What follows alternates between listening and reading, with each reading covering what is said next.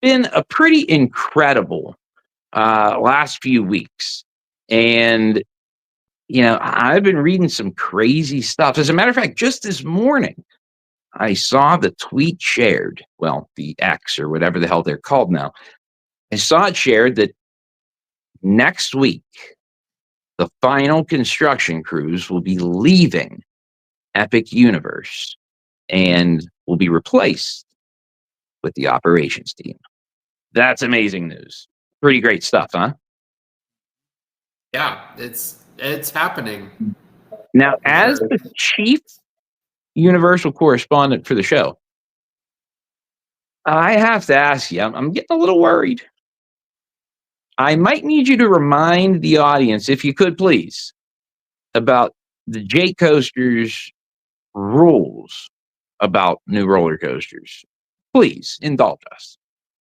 Yeah, so I have 5 rules for roller coasters in general, or theme park projects in general, and it's basically, you can look them up on my page, honestly, but basically they're just rules to be careful how you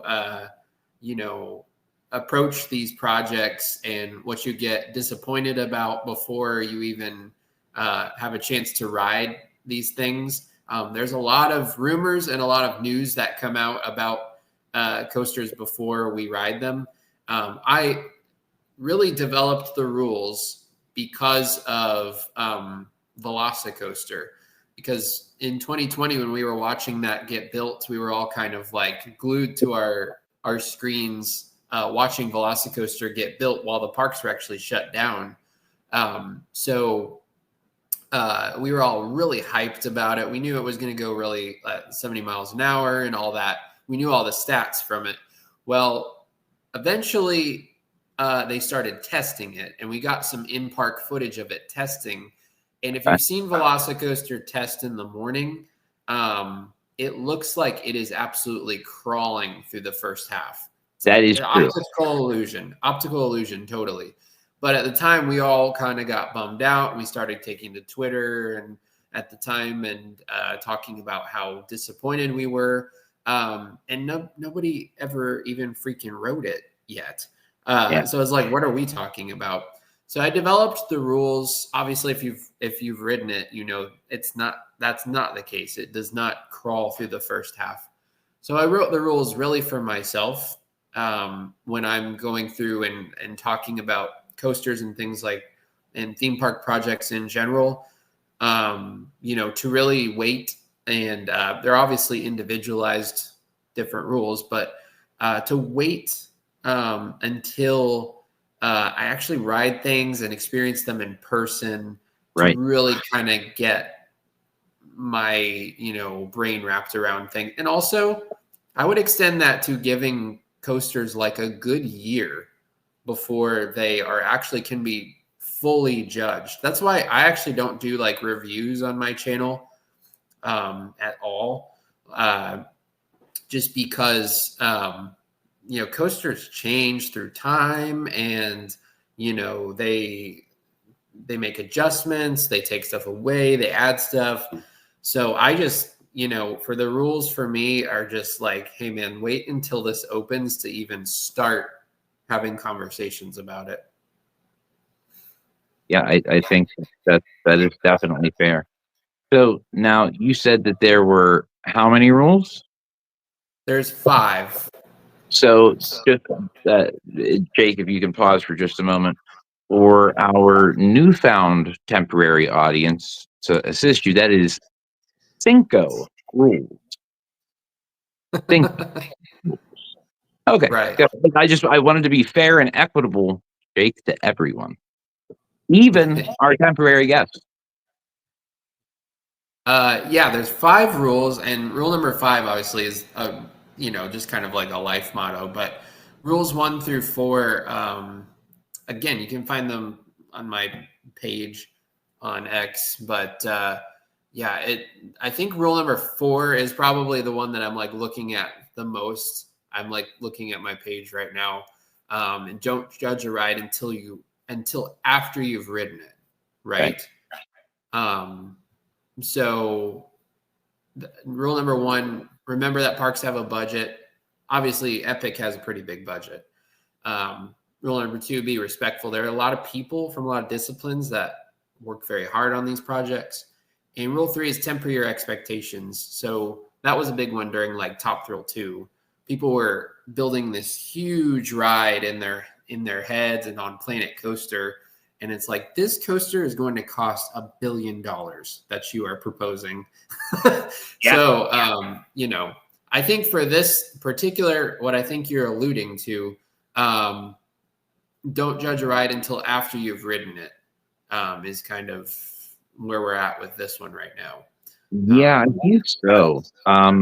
Now, there has been a little bit of news to come out regarding Starfall Racers that they may be adding trims to certain parts of the ride to be able to temper the speeds, because some of the forces they believe, I mean, let's just be honest here, Jake. The legal team and the attorneys do not want to have a Rip Ride Rocket 2.0. They do not want to open a ride if there is going to be a high likelihood that a 50-year-old woman or 55-year-old woman who's there with adult children or young grandchildren and happen to hop onto this ride, and they are going to be extra careful. And for the people that are pushing and pushing and pushing and pushing that, hey, we need to have the most intense ride ever. No, we don't. We need to have the ride that's going to be open and not cause lawsuits. So if that means to drop the intensity back just a smidge more, I am completely cool with that, Jake, because we live in a world where, my God, people will sue over anything. And again, if you are in a situation where you need a great defense attorney, don't forget midmolegaldefense.com. I'm sorry, I couldn't help myself to give one more plug. That one was free. Any more, we're sending you a bill.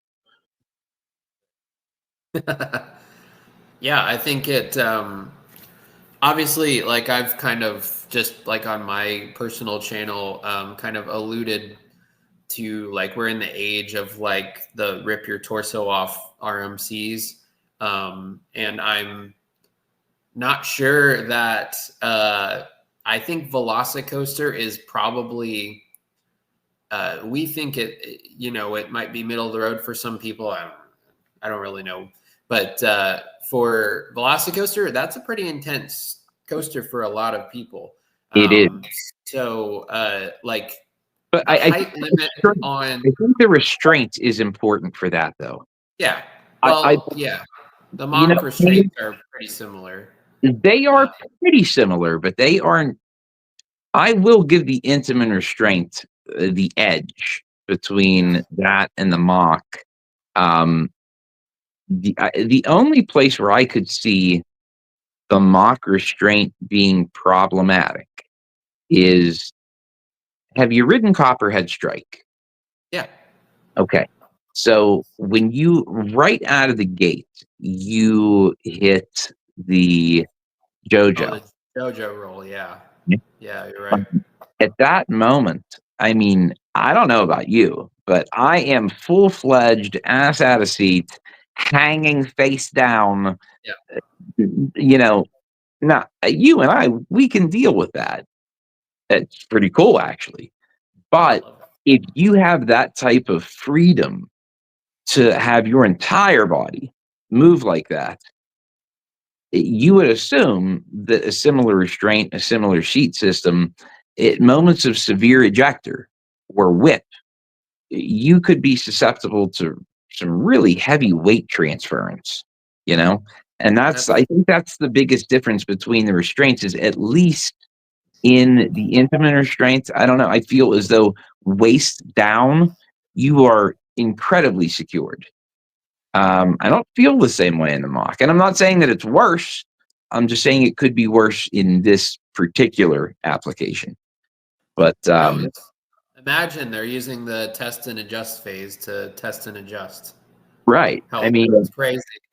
if the ops team is getting in there on schedule, I mean, Like you could not ask for them to be more on schedule for what they had announced last year. I mean, are you still thinking that there's going to be some type of like soft open for the park? Or you Yeah, what a couple of us were talking about that last night on like a Twitter space. So we were talking about, first of all, AP previews. So annual pass holder previews. I said I should get one since I've been a pass holder since 2001. I should have like a special gate, just because I'm very special. I But I'm joking, of course. But I think like premier pass holders, at the very least, I think we should have like an annual pass holder soft open. It really depends with Universal, because sometimes they'll soft open stuff and just be like, it's open.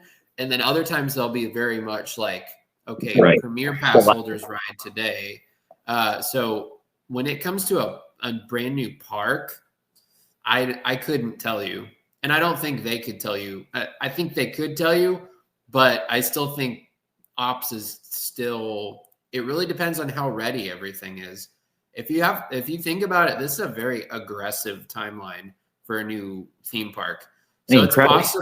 it's possible we don't see like a true soft opening, and the soft opening is just for like team members, because also this is like a very high profile project as well.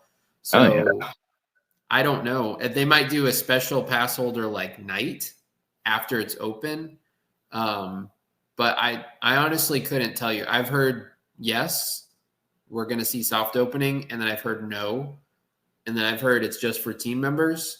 And honestly, I could accept all three of those outcomes because Actually, I was going to say, and it's possible that at some point in time, all three of those things will be true. Right. Yeah, So, exactly. I mean, I don't necessarily think that anybody's lying or misleading anybody. I think that all of these things have been openly discussed behind closed doors. Obviously, Certainly. it's human nature for these things to be discussed, and I would probably say that the end result of those conversations was this. Let's wait and see once we get the ops team in, how much training we still need to do, how prepared we truly are, how much of our classroom work and shadowing in the other parks paid off to put people into a new environment and have them adjust quickly. I mean, it's not as simple as just bringing in a new staff for the season, because you already have a blueprint of how to train people, and we show them this first and we do that. I mean, this is a brand new park. Nobody has any routines. There are no systems in place. There's nothing. So, like you said, this is a super aggressive timeline. So I would have to imagine at least a full month of ops being in there until there is a chance of anything taking place. So you're looking probably mid-March, and at that point, maybe another 2 weeks for adjustments. And I think you guys may see something in April. Honestly, I mean, Yeah. I think it would work out in the timeline still. Well, and I think the test the test and adjust phase does not end when the park opens either. Oh yeah, absolutely. You're 100% So right. like they, I don't know. The grand opening to me is kind of like the preview. Like you are getting in a fresh new park. They did this with Volcano Bay too. Volcano Bay's ops are very different than they were when it first opened. And there's a lot of things that are very different. Like all the food is like nearly all different because it just didn't work out for like a water park. Right. So like there's going to be things that are tweaked the first year. So really, I think the grand opening is not really even grand opening. Like, you're getting a version of Epic Universe that might not exist. I mean, there's stuff that IOA did when it first opened that it doesn't do anymore. So like you're getting a version of the park that might not be ready if you're going, in May when it first opens. So it's just the nature of the game, right? So you're talking about trims on like Stardust. I mean, Right. like they might add them. They might turn them off a month later. Well, that's It what I just was going to say. depends. For a fact, they're adding them. Well, Yeah. let me put the mystery out for everybody. 1,000,000% there are trims being added to this ride. The question is, will they turn all of them on, and how hard will they hit them? But beyond a shadow of a doubt, they're being installed because it is much easier to just absorb that cost as a just in case to have them put in than to not have them put in and have to pay a lawsuit. So, uh, as a person from the insurance industry, trust me, they're putting trims on the ride. I promise you. Um, it would make no sense for them to take that risk. There's no point. Just put them in. If you need them, you turn them on. If you don't need them, you keep them off. Um, Right.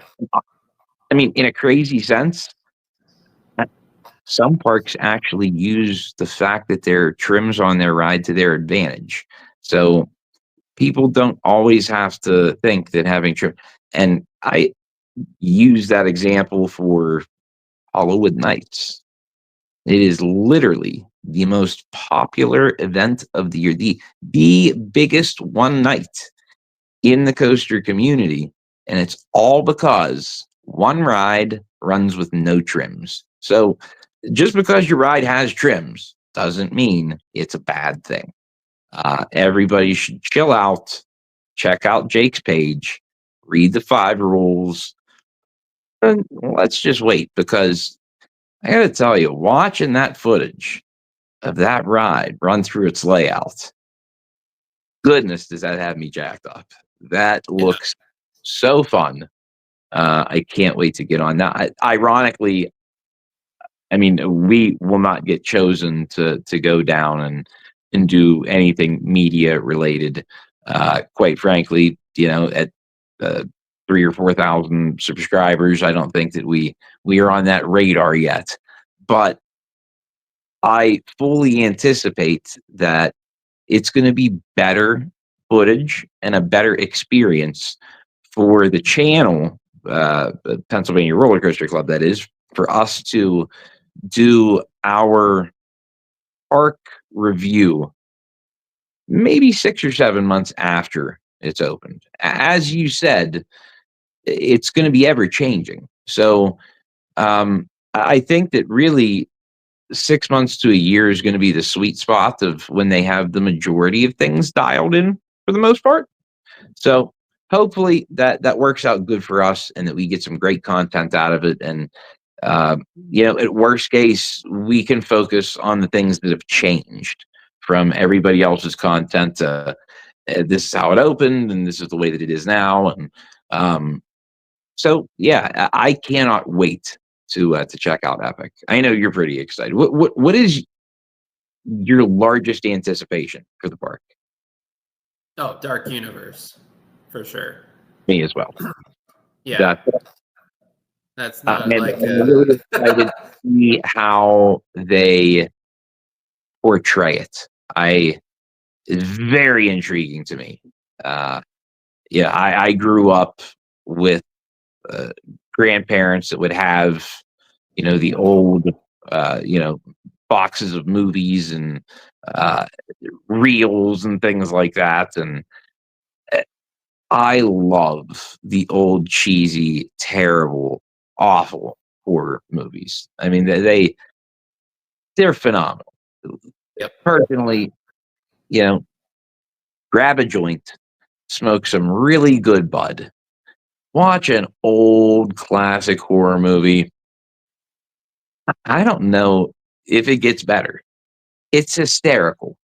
When you're a little bit high, all of the bad cinematography jumps off the screen at you.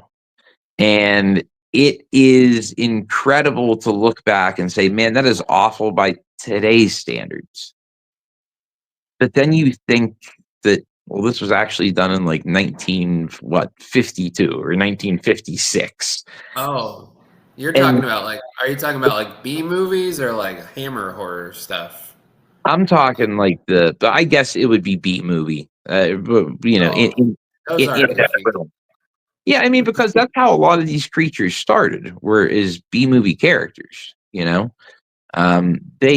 were, none of them were mainstream before they were, your 1 o'clock in the morning uh, horror film, movies that they would play on the random channels, or at least throughout the 70s and 80s they did.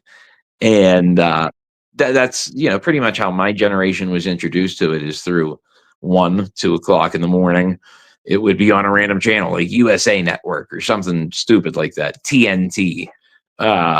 You would find these random bad movies on AMC. They were famous for running the bad old horror movies. But yeah, like the creature from the Black Lagoon, that is it was made into a movie, but they also had like a series that was made in the 60s, and then those would air at night, so I love that stuff. It's absolutely classic. And had Yeah. those guys not pushed the limits for their day to be able to, like, can you imagine watching some of that shit live, like seeing it for the very first time in 1957? You had to be blown away.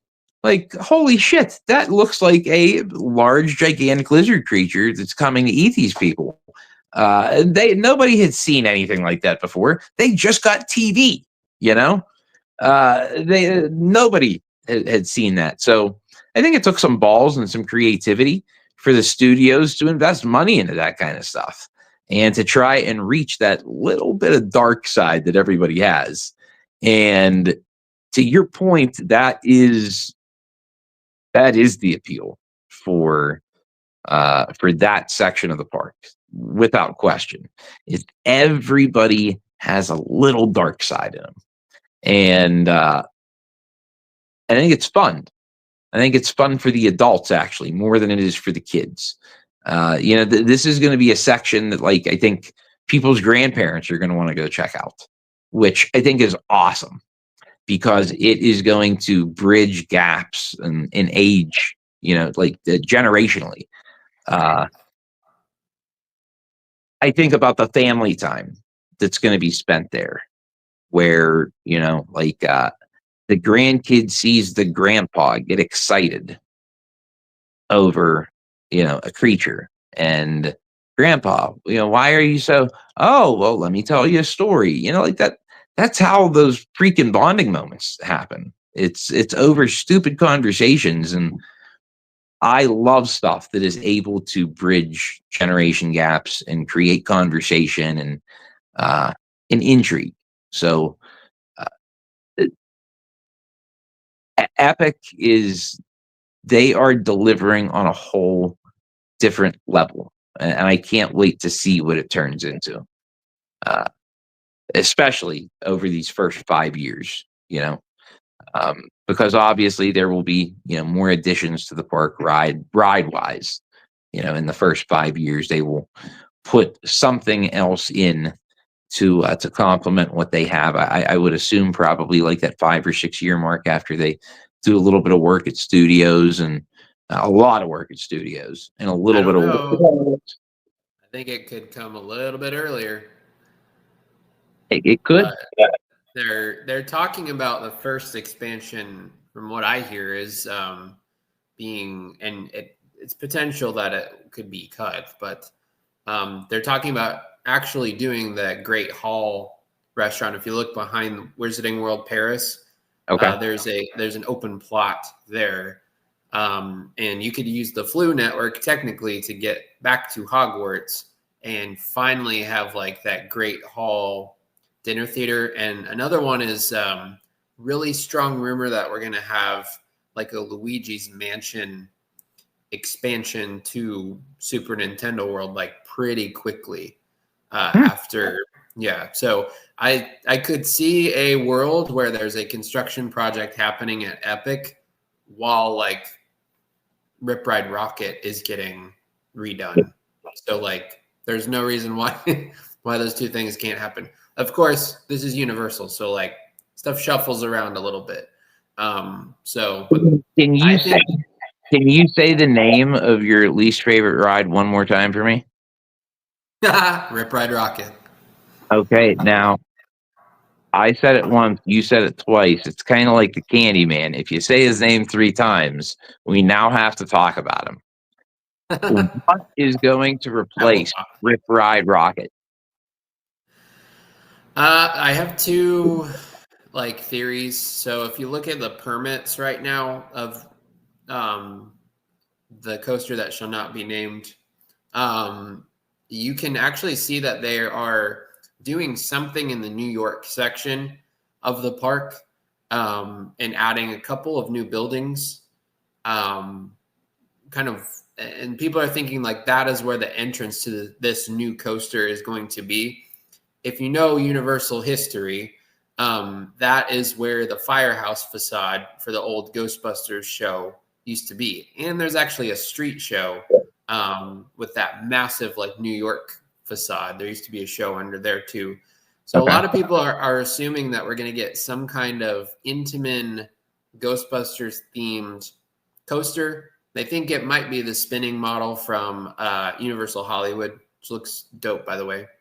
Okay. And so that would mean that every park now has a Velocicoaster style coaster in it, which makes total sense to me. It's possible it could also just be Fast and Furious themed. They kind of ported over from Hollywood. I personally think a If Ghostbusters coaster would they be went that route, fantastic.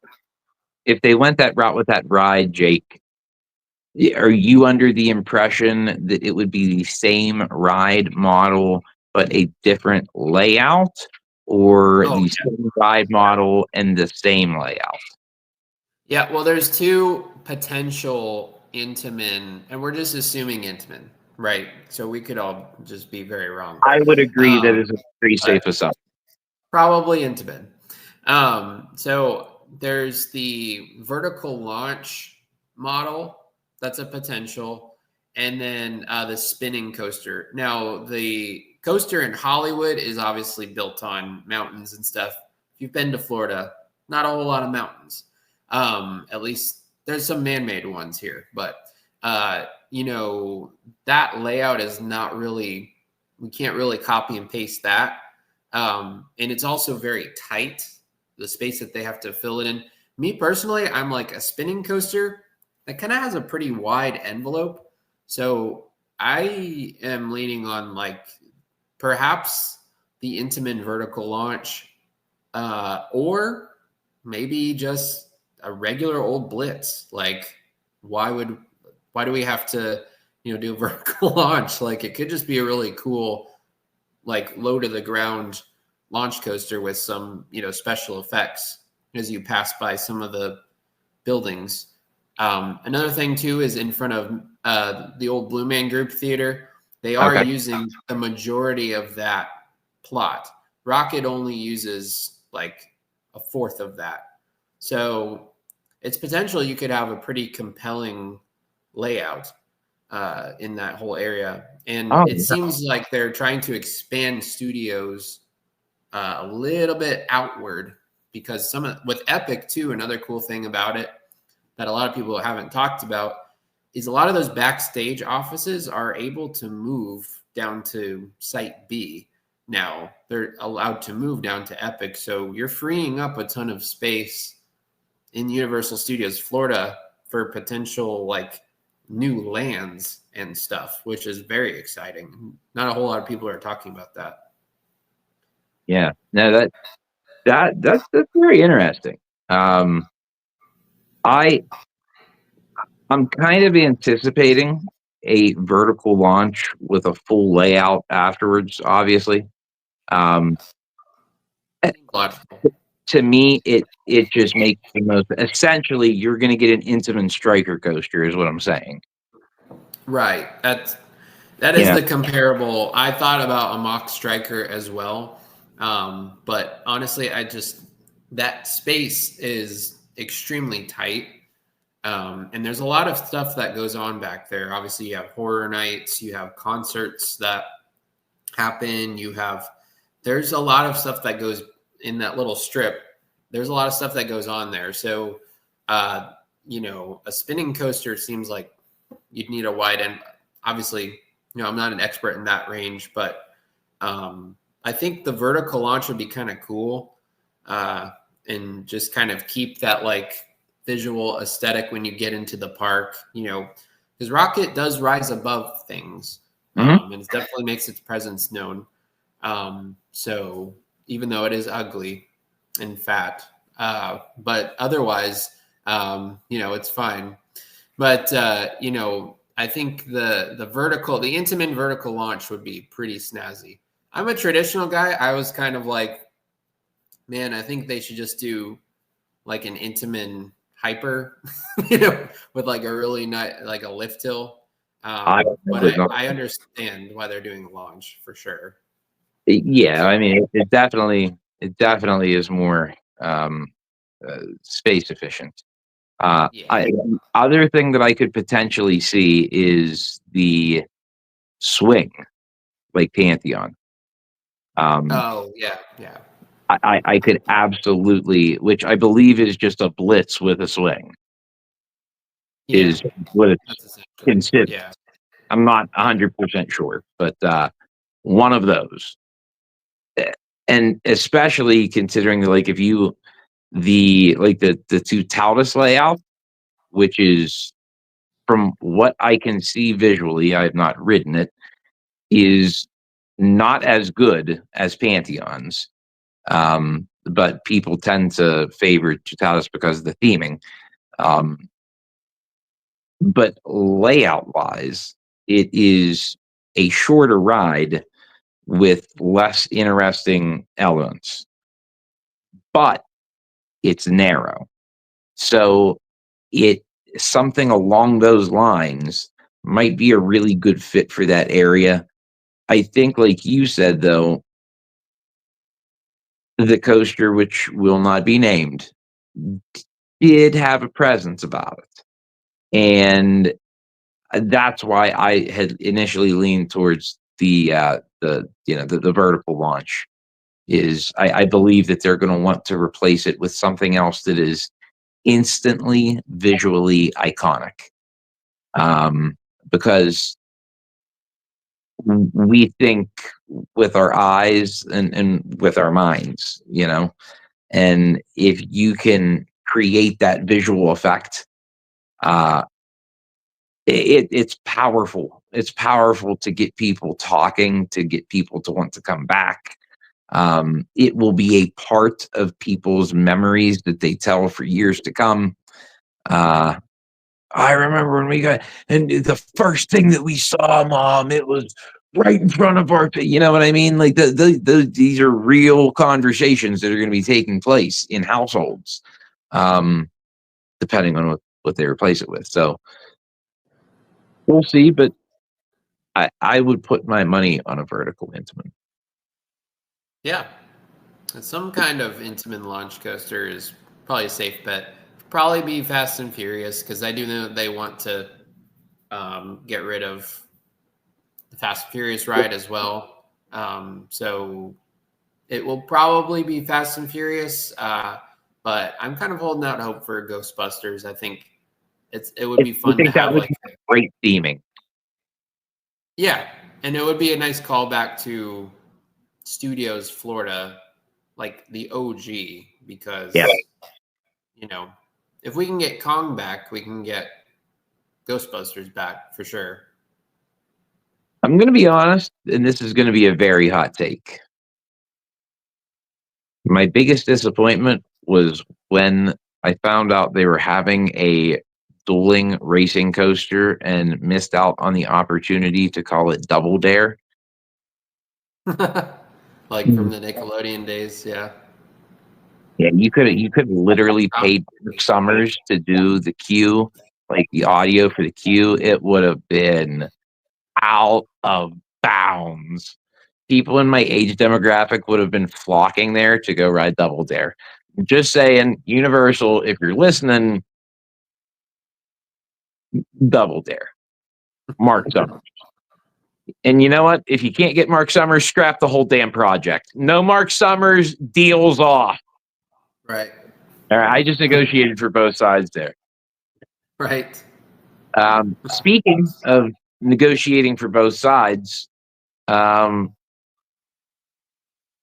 Six Flags in the news twice over the last couple of weeks. One for cutting jobs and cutting employees at multiple parks throughout the country, and again for the probably intentional release and leak of the planning documents from Six Flags over Texas.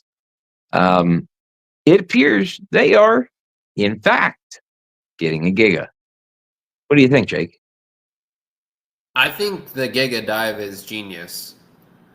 And I say that because for a long time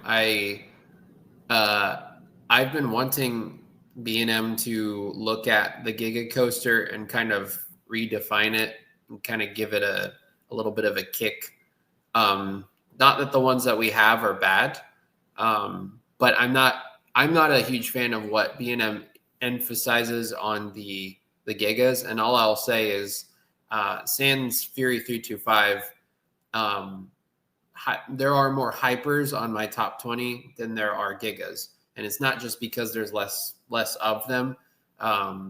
So I think the dive coaster being a Giga is actually a really clever way to sneak in some redesigned intention behind the Giga coaster and kind of redefine what it means for when a park asks for a Giga coaster. I'm thinking about like Yukon Striker, which is my favorite dive coaster of all time, a lot higher, at 300 plus feet. Mm-hmm. I mean, you're talking top 20 material at that point. If it has a layout like Rakshasa or whatever, I still don't know what that coaster is called, but if it has a layout like that, I mean, you could make an argument for it being a top 20 coaster just on that first drop alone. So I'm all for it. I think it's genius. I'm definitely for it. I have been asking for one of these for, I don't know, 4 or 5 years. I thought it has been a huge missed opportunity for a company to not prioritize this. There are a few things that I do have minor concerns with about the end result in the project. One of which is that I am hearing that we are not going to have a super, super, super long layout for this ride. That it is going to, in terms of traditional thought of length of Giga, I mean, we aren't going to be anywhere even remotely close to that. So you might be talking between 3,000 and 4,000 feet of track, which I think for most people is going to end up being a enormous disappointment. My dogs are letting me know that somebody's apparently here. Mine does it too. Protectors. But yeah, I mean, you don't really know. So you have thoughts on this at all? Yeah, as far as like length, like most dive coasters are kind of abbreviated experiences that capitalize on obviously the vertical drop. And that's kind of what they're designed to do.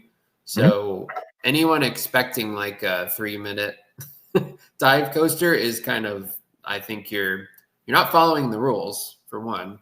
But also like, there are some short Giga coasters that are pretty freaking awesome. Red Force, for instance, is literally just a top hat and a launch, and it's pretty awesome. Orion is not the longest Giga coaster ever, Orion, but it's it pretty used to fun. be the favorite, but Fury started running well again after the Yeah, yeah, whole incident, and then Fury again. But I mean, besides Fury, Orion is the best Giga coaster. I mean, it's the most like a hyper. It yep, is awesome. It has some great yep. airtime moments. You still get the great speed, and you don't necessarily have to be low to the ground. The thing that I don't like about B&M's interpretation of a Giga coaster is they believe that it should be a terrain coaster Right. and be low to the ground, and I don't want that. I want to be high and soaring. If I'm going that fast, I would like to. I don't necessarily need to experience it at ground level. I can do that in my car. Let me do that from 260, 270 feet in the air. Give me the views. That's more my preference, and I think you kind of echoed that sentiment as well by saying that you have more hypers in your top 20 than you do gigas, which I do as well. Right. So it provides a different element. So I am really curious to see what type of layout we're going to end up getting out of this coaster, what the length is going to be. Um, I'm going to go out on a limb, and I'm going to say that after the drops, there's going to be an inland. Tunnel first, probably, and Well, then we hope tunnel, as we discussed.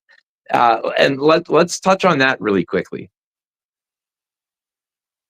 If I am the company, I am breaking Fury's record. And I know nobody agrees with me, but I'm going to tell you why you break Fury's record. Because you need, number one, to knock Fury off of its pedestal a little bit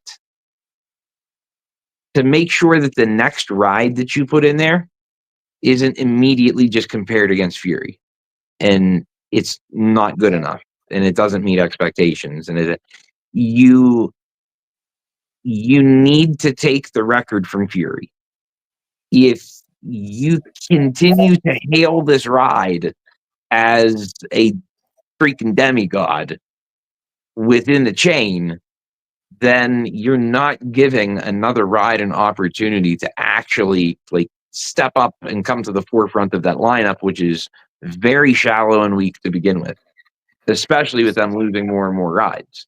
So if you're going to invest in more elite rides in the park, you're better off removing the crown, waiting a year or two, and introducing a new king. And you just, you don't miss. Whatever you put in there, you need to make Cedar Point-esque decisions at Carowinds for the next edition. And I mean, no expense spared type shit. You need to hit a home run with the next edition of Carowinds, especially after taking all the other rides out. I mean, do you agree it's got to be a home run? well, I think you're getting a water coaster at Carowinds, so Well, I don't think it's a take that water as you. coaster. I believe it is a flume. I believe it's a super flume. So, not going to be a water roller coaster per se, but a flume ride, which I think is going to ultimately be outstanding. I hope, if the seating is good. They need to improve seating for log Wait, flumes. who's doing it? Intamin? I don't know. Probably not. Yeah, I Yeah, I I think was doing I it. thought it was a Mock Rides next gen water coaster, but maybe stuff has changed. But I think It seems like somebody's getting one of those. And those are fine. Is So that is what I had wanted for the park, but I again, it seems that it is a flume. And like I said, I don't know who is building it, but um, Sam Perla. yeah, I know that what is it? Art Engineering is the company that's doing the kids coaster there right now, or the family coaster, whatever it's going to be classified as. Um, I wouldn't even necessarily be surprised if it was them doing the water ride, but who knows? The one thing that we do know about the ride, whether it breaks the record and tries to beat Fury or not, is if they're going to go above 304, 305 feet, because you need to allow about 5 or 6 feet for safety railing and what have you, and for lighting rig and things like that. If you're going to go over 304 or 305, you have to dig a tunnel. We know that for a fact. Now, how big can that tunnel be? As I was joking with Jake and speculating, based on the plans, you technically could build an 800-foot roller coaster. If you're going to build a tunnel that's going to go that far into the earth, which isn't going to happen. But it's fun to think about. However, if you're already about 304, 305, is it really that big of a deal to dig a 30, 35-foot tunnel? Put some roller coaster track in it, take a world record, call it a day. At that point, it would become the tallest roller coaster with a lift hill. And that's a pretty damn cool record to have because it's been working for Fury for a long time. And the reason that I would steal the record, again, we talked about the reason to knock Fury down to help Carowinds, which I really think is a valid point. But doesn't Six Flags Over Texas kind of deserve a win, Jake? You know, don't they deserve, let's be fair, that park is partially owned. And whatever this ride is going to be, it's it's going to be partially paid by an equity firm as well. So I am sure that it is their preference. So let's do as much as we can to get as much possible marketing out of this edition as humanly imaginable, because we are not Cedar Point. We're not even Kings Island. We're not Magic Mountain. We're not getting another roller coaster like this, probably of this level, for probably 20 to 30 years. Of that magnitude, I think that's a fair statement. It's not every day you get a Giga. So you have to maximize that for that park. And if the only spilled milk you're going to have is also accomplishing a beneficial goal by preparing Carowinds for their next coaster, to me, it's a win-win. I will personally be disappointed if they do not go to 326 feet. I think it'll be an enormous missed opportunity for the park and for the chain. So we'll see. But man, I really hope that when we get that freaking animation, that I see a tunnel at the end of the line of that first drop. Because if there's a tunnel, we got a chance, buddy. If there's no tunnel, we're burnt. It's over. We got nothing. But I'm going to hold out hope. I have a feeling that perhaps the marketing department might be seeing things the way that I am. So, not to say that they couldn't also Orion it, and literally have it, go into a pit even just to reach 300, depending on the curvature and the architecture. Because that's the other thing that we don't know, buddy, is what is the pitch? I mean, is there any way that this is going to be like inverse? Well, I think, yeah, like obviously you have Texas's tallest coaster. You have Texas's only Giga coaster, and then you have the tallest dive coaster in the world just by Orion standards. So I could see a world where we get. I'm expecting. This is just me. I'm expecting a 200 some odd foot lift hill and a 300 and like 8 to 10 foot drop or dive rather. That's what I'm expecting. But I mean, it would be cool if you took Fury's record. I mean, that would be fantastic. It would be really weird having a dive coaster take that because, you know, you always thought it would be like a full circuit, like actual traditional Giga. But I honestly, that's another reason why you take the opportunity to do it. Is right. you are It's unique. bumping trends. Right. But I'm saying you have three pretty solid marketing tools or marketing headlines just by building a 300 even keel dive coaster. Like you've already taken a couple records by that. I'm not a big records guy. I know like they use them in marketing, but records is for the marketing value. Yeah, I don't know how effective they are with people. I couldn't tell you. I'd need to see like data on that, but I do think when you say 300-foot vertical drop, that sounds really, really snazzy. Well, and that's what I'm saying. Did we hear an announcement of what the drop angle is? Is it going to be 95 vertical? It might be 95. I don't know. They didn't say. I mean, There's not been if they took that beyond vertical, 300 foot. Yeah, that would be insane.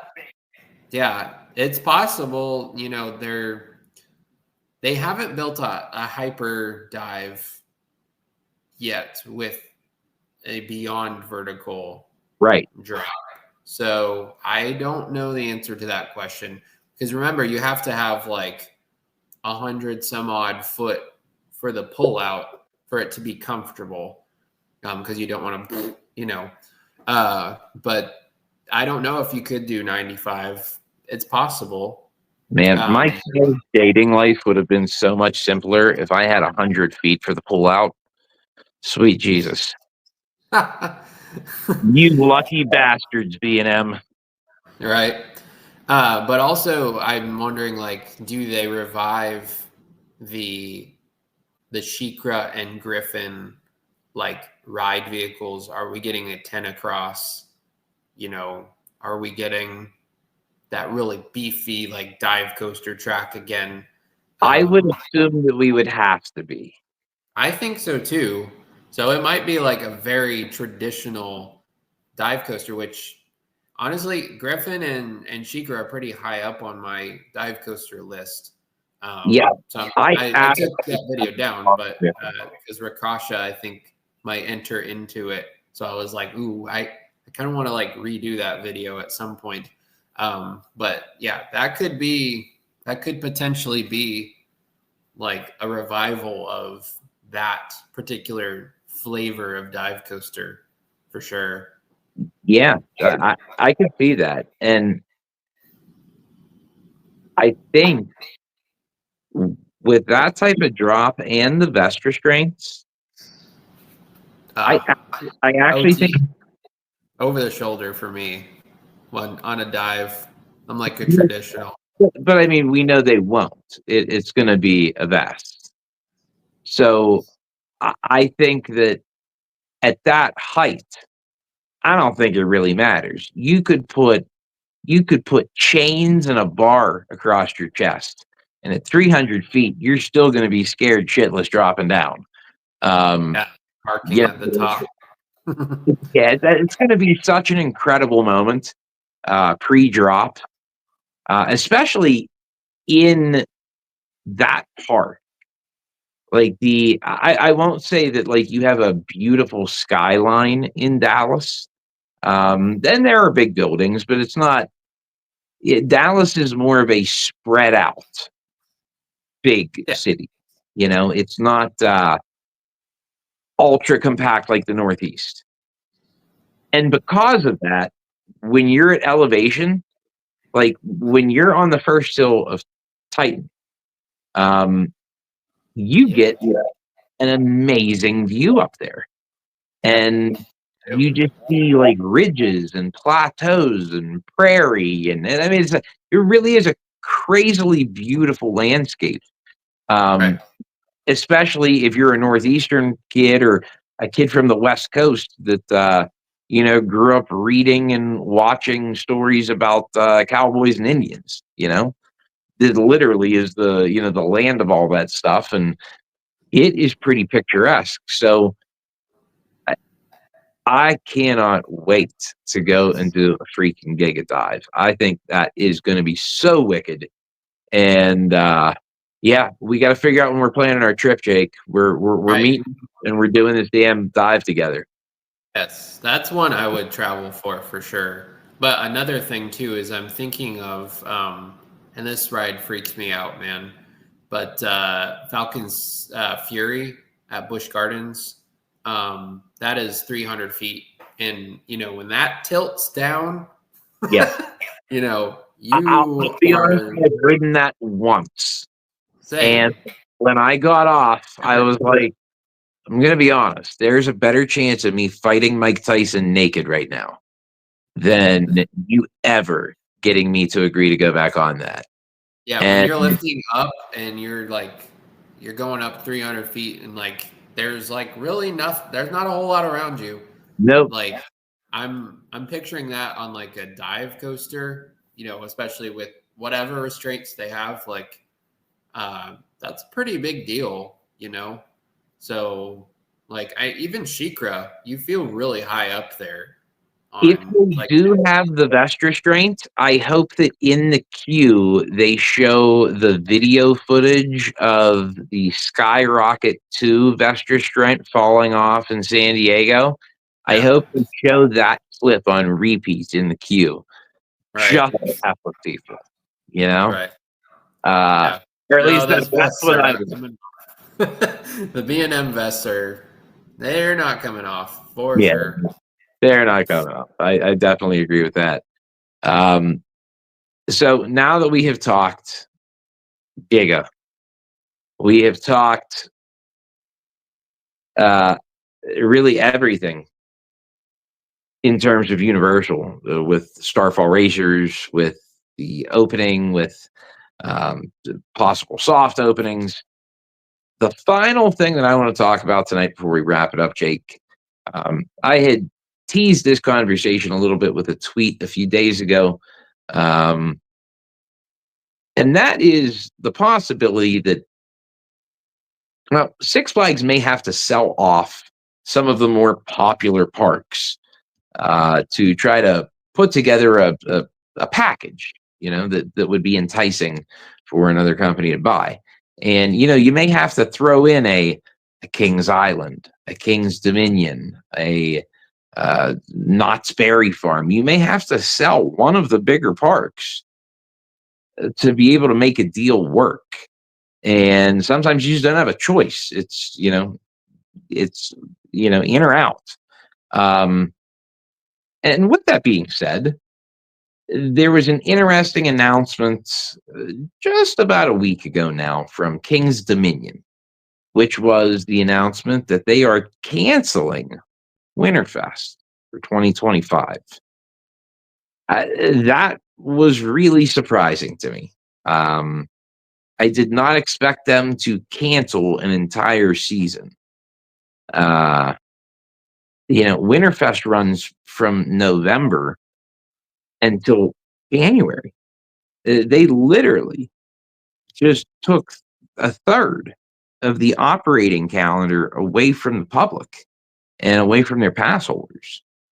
That is not good. And I'm sure they realize that is not good. it kind of makes me question, do they care? And if you're going to start asking that question, why would they not care?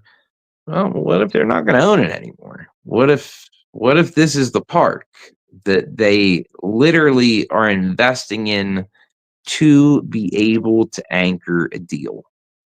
Because if you're trying to sell a car and the car needs a radiator, it needs brakes, and it needs inspected, even if that car's worth $5,000, you're gonna have a hell of a hard time getting anybody to pay you more than half that for it, because they have to do all the work, and it's painstaking and it's a hassle.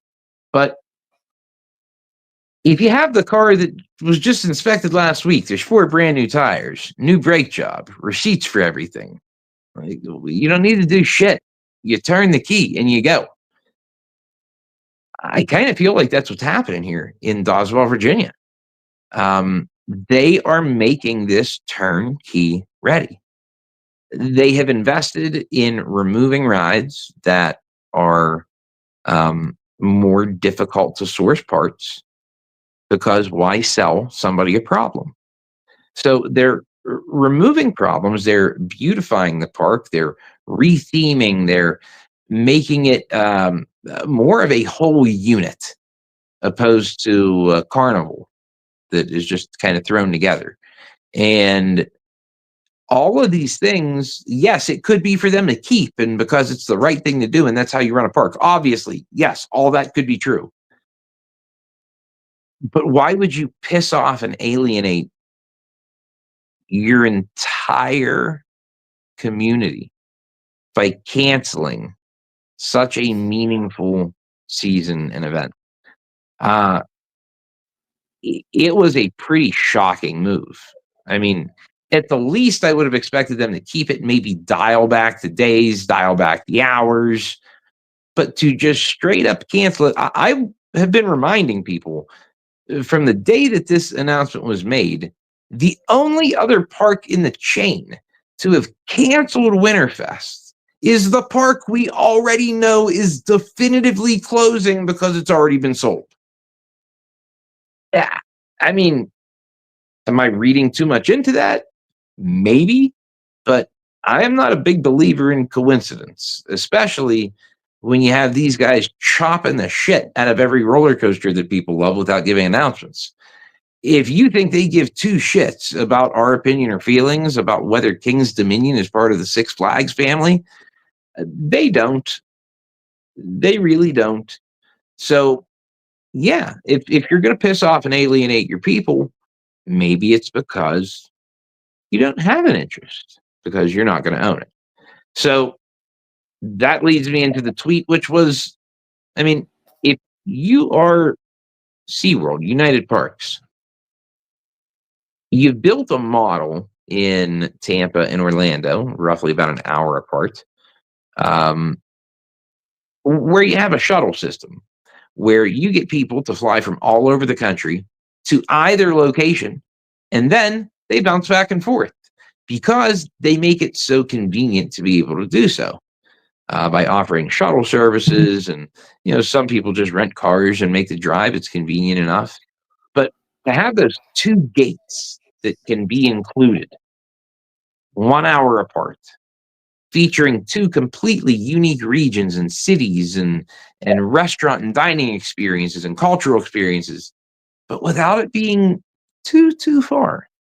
And you're also being able to grab from all of the local major cities from both regions. So, you're hitting a little bit more of the Northeast with the King's Dominion crew, and then you're hitting a little bit more of the South, as far down even to Atlanta, maybe even North Florida, Jacksonville, with the Busch Gardens, Williamsburg. So you're creating a second Central Florida, and you're doing it in a climate that they've already experimented going year round. Just because Cedar Point couldn't figure out a way to make it work because they couldn't bring people in, let me ask you a question. How much easier would it be to bring them in if there were animal shows, if there were exhibits, if they knew that they could hop on a shuttle the next morning at 7 a.m. and arrive at Busch Gardens, Williamsburg to go and check out those animal exhibits and the rides and features and shows that they have to offer. It's a very compelling situation.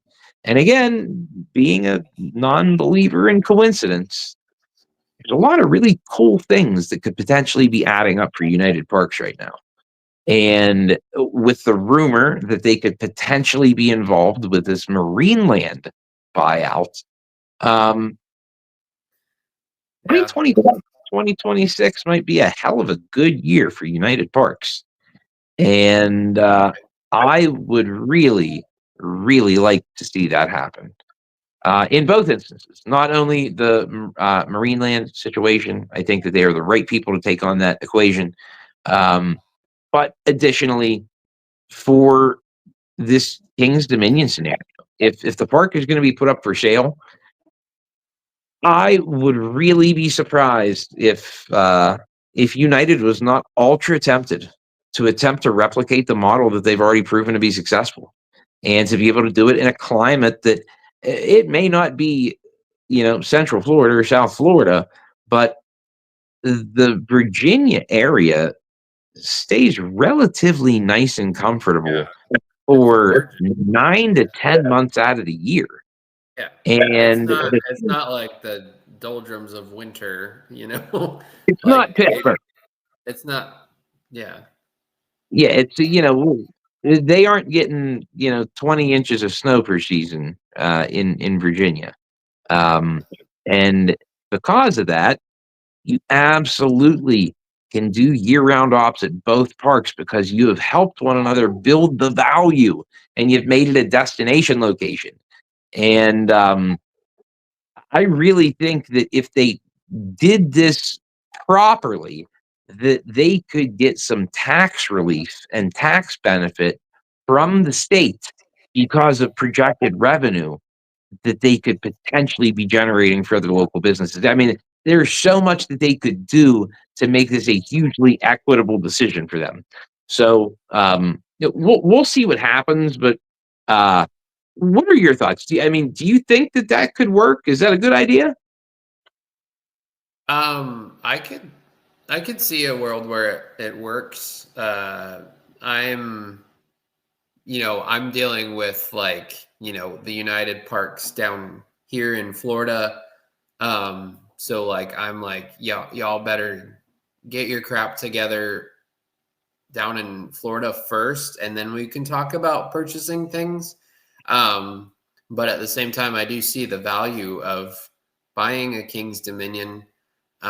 It's a great park, and it's just the right size for United Parks to be interested in. Absolutely. They wouldn't want like a Magic Mountain type. That's not really their thing. So I could definitely see where they could do Christmas Town at both parks.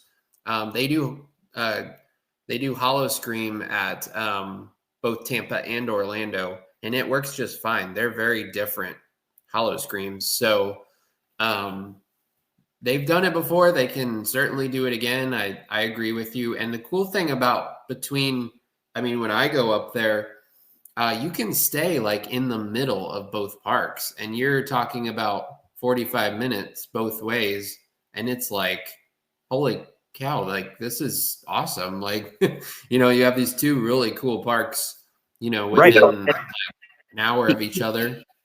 Keep in mind, you also have Richmond Airport, which is Right 15 there. Yeah. minutes from Boswell, and you have Norfolk Airport, which is 15 minutes from Busch Gardens.